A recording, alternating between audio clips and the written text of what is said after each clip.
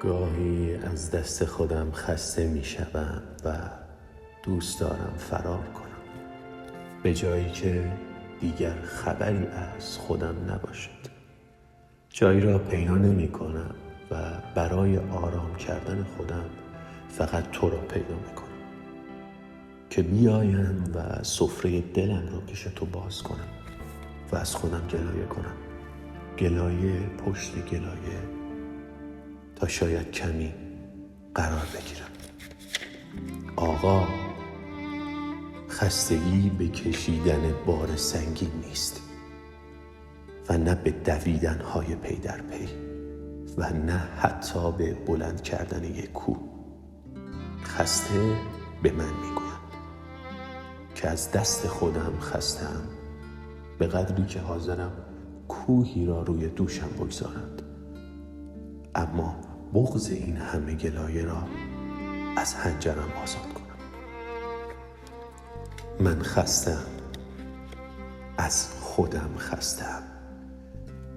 یکی دو ذره نیست خستگیم، به قدری خسته‌ام که حتی یک قدم دیگر هم تحمل با خود بودن را ندارم.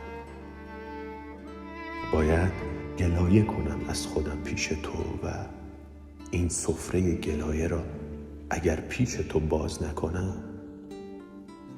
به رشته‌ای بدل می شود و دور گردنم می پیچد. من اینطور مردن را دوست ندارم. نجاتم بده از این مرگ تدریجی. خوش به حال تو که خودت را فدای خدا کردی و حالا جز خدا چیزی در وجودت نیست. کمی از خدای برایم بگو که شب و روز می چشیش. من از زمزمه های خودم خسته‌ام. گوشم توان شنیدن این جیرجیرها را ندارد. دلم را با آهنگ نام خدایت آرام کن. هیچ خیری ندیدم از خودم و باز هم به دنبال او می روم. هرچه خیر رسید به من از خدای تو بود، ولی باز هم به او پشت می کنم. در کار خودم ماندم. جز تو کسی هست که گره از کارم را کند؟ خروار خروار به خاطر مردم روی سینه زندگیم جمع شد.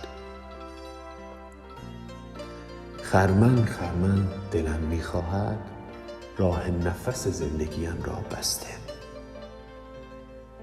پشته پشته برای دنیا سر راه زندگیم ریخته. در زندگیم دارم می‌گردم به دنباله به خاطر خداها و چیزی پیدا نمی‌کنم. پس کجاست به خاطر خداهای زندگیم؟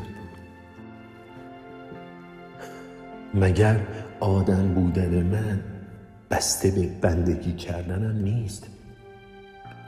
و نمره بندگی را مگر به خاطر خداها تعیین نمی کند؟ خسته‌ام، خسته از به دور خود گشتن و باز هم سر جای اول که نه به عقب برگشتن. خسته‌ام از خودم، از آدم نبودنم. به من بیچاره کمک کن آقا. کمک کردن به بیچاره ثواب دارد.